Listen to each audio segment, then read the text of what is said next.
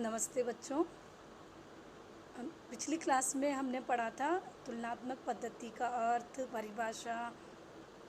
आज की क्लास में हम पढ़ेंगे राजनीतिक विज्ञान में या तुलनात्मक अध्ययन में तुलनात्मक पद्धति की क्या आवश्यकता है, या हम यह कह सकते हैं कि राजनीतिक अध्ययन में तुलनात्मक पद्धति का महत्व और उपयोगिता स्वयं सिद्ध है। जैसा कि हम जानते हैं, तो इस पद्धति के प्रयोग के क्या महत्व है, इसकी क्या उपयोगिता है, या क्यों राजनीतिक विज्ञान में तुलनात्मक पद्धति की आवश्यकता का प्रतिपादन किया गया, इसके पक्ष में विभिन्न तर्क हैं, जिसमें सर्वप्रथम है राजनीतिक व्यवस्थाओं के बीच की समानताओं एवं असमानताओं को समझने के लिए।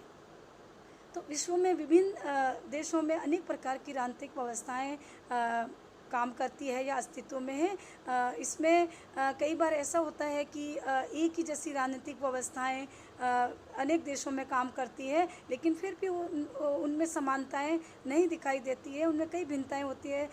एग्जाम्पल, भारत और ब्रिटेन में संसदीय लोकतंत्र है। एक जैसी राजनीतिक व्यवस्था होने के बाद भी दोनों देशों की राजनीतिक व्यवस्थाओं में बहुत ही अंतर है, बहुत ही भिन्नताएं दिखाई देती हैं। तो इसीलिए उन भिन्नताओं को समझने के लिए उसके क्या कारण है, उसमें क्या तत्व ऐसे हैं कि राजनीतिक व्यवस्थाएं एक जैसी दिखाई देने के बाद भी वो अलग होती है। तो उन विभिन्न राजनीतिक व्यवस्थाओं में तुलनात्मक अध्ययन करने के लिए, उनमें विद्यमान समानता और असमानताओं को समझने के लिए तुलनात्मक पद्धति का प्रयोग किया गया, जिससे कि हम सभी राजनीतिक व्यवस्थाओं को समझ सकें और उसके बारे में सामान्य निष्कर्ष निकाल सकें। दूसरा, संतुलन की स्थापना के लिए, अर्थात कि कई बार राजनीतिक व्यवस्था में कभी अचानक परिवर्तन आते हैं। राजनीतिक व्यवस्था के बीच विभिन्न तरह के परिवर्तन जो आते हैं, उन परिवर्तनों के बीच में संतुलन और सामंजस्य बिठाए रखना ज़रूरी होता है, ताकि वो राजनीतिक व्यवस्था स्थायी बनी रह सके या उसमें स्थायित्व रह सके। तो इस प्रकार राजनीतिक व्यवस्थाओं में होने वाले परिवर्तनों में संतुलन बिठाने के लिए भी तुलनात्मक पद्धति की आवश्यकता महसूस हुई और उसका प्रयोग या उसका महत्व बढ़ने लगा। तो राजनीतिक व्यवस्था जो होती है, उसका जो पर्यावरण होता है राजनीतिक व्यवस्था का, वो राजनीतिक व्यवस्थाओं को प्रभावित करता है। आर्थिक, सामाजिक, सांस्कृतिक रूप से विभिन्न ऐसे तत्व हैं जो एक राजनीतिक व्यवस्था को प्रभावित करते हैं और उसमें परिवर्तन लाते हैं। और इसलिए उन परिवर्तनों को समझने के लिए, उसमें संतुलन समझने के लिए राजनीतिक व्यवस्थाओं में संतुलन होना आवश्यक है, ताकि राजनीतिक व्यवस्थाओं में किसी भी प्रकार का असंतोष या अराजकता उत्पन्न नहीं हो सके, उनमें सामंजस्य रह सके। इसलिए तुलनात्मक पद्धति का प्रयोग किया जाने लगा। नंबर 3 पर राजनीतिक व्यवस्था की मांगों की प्रकृति को समझना। मतलब एक राजनीतिक व्यवस्था के सामने कई प्रकार की मांगें आती है। समाज में विभिन्न तरह के औद्योगिकरण, आधुनिकीकरण या तकनीकी परिवर्तन आते हैं, जिससे कि समाज में मांगें बढ़ती है।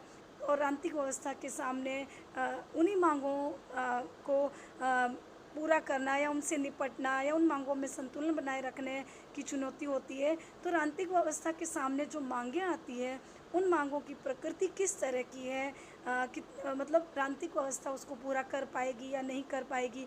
क्या वो मांगें स्वार्थी है या श्रेष्ठ नहीं है, या संकीर्ण है, या जनहित पर आधारित नहीं है। तो इस प्रकार की प्रकृति को समझने के लिए भी राजनीतिक व्यवस्था में तुलनात्मक पद्धति का प्रयोग बढ़ा, ताकि हम राजनीतिक व्यवस्थाओं की मांगों की प्रकृति को समझ सकें और उस प्रकार हम तुलनात्मक अध्ययन कर सकें, ताकि हम एक राजनीतिक व्यवस्था की प्रभावशीलता का अध्ययन कर सकें।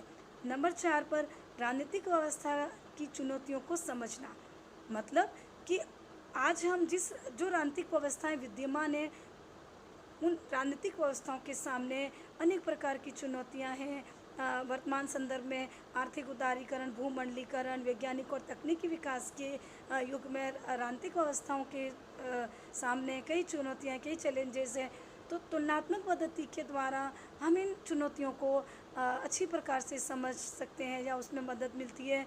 वर्तमान में विकसित, विकासशील देशों की जो राजनीतिक व्यवस्थाएं या साम्यवादी देशों की जो राजनीतिक व्यवस्थाएं या उनमें जो परिवर्तन आ रहे हैं, उनको समझने के लिए तुलनात्मक पद्धति की आवश्यकता या महत्व का प्रतिपादन हुआ और उसका प्रयोग तुलना राजनीति के अध्ययन में बढ़ने लगा। तो इस प्रकार तुलनात्मक पद्धति आधुनिक राजनीतिक व्यवस्थाओं की प्रभावशीलता को, उसके राजनीतिक व्यवस्था में होने वाले परिवर्तनों को, उसके स्थायित्व को, उसके सामने क्या क्या चुनौतियां हैं, उसको समझने में हमारी मदद करती है। तुलनात्मक पद्धति के द्वारा हम इन सभी तत्वों को समझ सकते हैं। किसी भी राजनीतिक व्यवस्था की अन्य राजनीतिक व्यवस्थाओं से तुलना करने पर जो उनमें परिवर्तन या जो स्थायित्व के जो कारण हैं, उसकी जानकारी हमें तुलनात्मक पद्धति से मिलती है। और विभिन्न राजनीतिक व्यवस्थाओं में जो राजनीतिक व्यवहार कार्य करता है, उन कार्यों को, उन राजनीतिक व्यवहार को समझने के लिए भी तुलनात्मक पद्धति हमारी मदद करती है। तुलनात्मक पद्धति राजनीतिक अध्ययन को वैज्ञानिक बनाने में हमारी मदद करती है और राजनीति में एक सामान्य सिद्धांत के निर्माण में सहयोग करती है। इस प्रकार हम यह देखें कि तुलनात्मक पद्धति राजनीतिक विज्ञान में प्रचलित राजनीतिक सिद्धांतों को पुनः प्रमाणित करने में या उसकी उपयोगिता या उसके प्रासंगिकता सिद्ध करने में भी हमारी मदद करती है।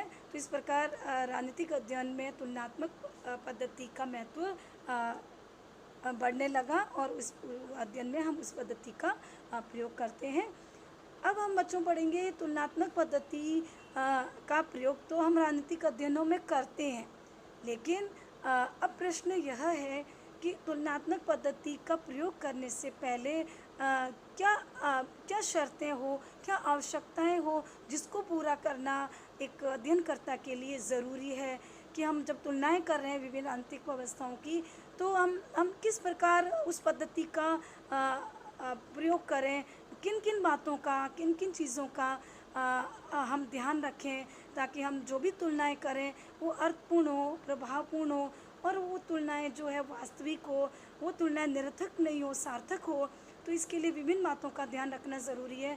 यदि हम हमारे तुलनात्मक अध्ययन में राजनीतिक अध्ययनों में या तुलनात्मक अध्ययन में तुलनात्मक पद्धति का प्रयोग करते हैं तो विभिन्न बातों का ध्यान रखना हमारे लिए ज़रूरी है।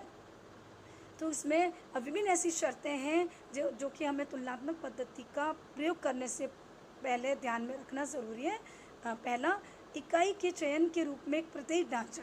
इकाई मतलब कि हम जब तुलनाएं करते हैं, तुलनात्मक पद्धति का प्रयोग करते हुए जब हम विभिन्न राजनीतिक व्यवस्थाओं में तुलनाएं करते हैं तो उसके लिए ज़रूरी है जो हमारी तुलना की इकाई है, उन इकाइयों का ढांचा एक समान होना चाहिए।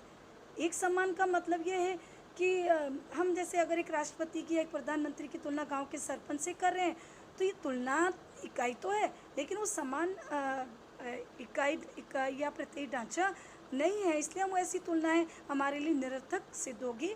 तो तुलनाएं सार्थक हो, इसके लिए ज़रूरी है कि तुलना करने वाली इकाइयों का जो प्रत्येक ढांचा है वो एक जैसा हो। जैसे कि भारत के प्रधानमंत्री की तुलना हम ब्रिटेन के प्रधानमंत्री से करें तो एक समान प्रत्येक ढांचे वाली इकाई हुई और इसकी हम तुलना कर सकते हैं और ये तुलना हमारी सार्थक होगी।